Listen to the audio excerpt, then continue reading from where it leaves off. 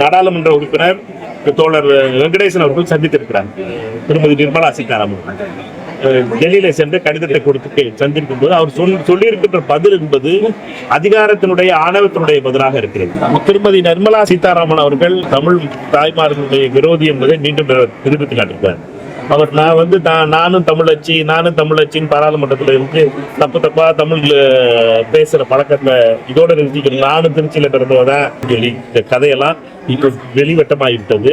அதாவது சாதாரண மக்களுடைய தமிழ், அதுவும் குறிப்பாக தமிழ்நாட்டு மக்களுடைய, கேரளாவினுடைய, மகாராஷ்டிரா இந்த 3 மாநிலத்தில தான் தங்க நகை கடனை வைத்து விவசாயிகளும் தாய்மார்களும் சிறு தொழில் செய்பவர்களுடைய மிக முக்கியமான ஒரு மூலதனமாக இருக்கிறது தங்க நகை.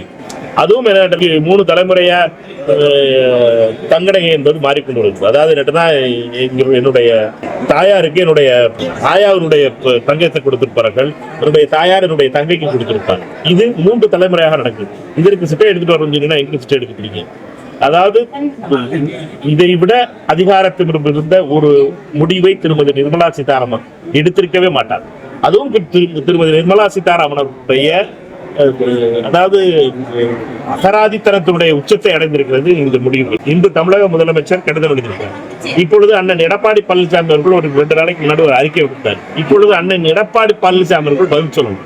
நிர்மலா சீதாராமன் செய்திருக்கின்ற துரோகம், தமிழக மக்களுக்கு செய்திருக்கின்ற துரோகத்திற்கு எடப்பாடி பழனிசாமி அவர்கள் துணை நிற்கிறார்.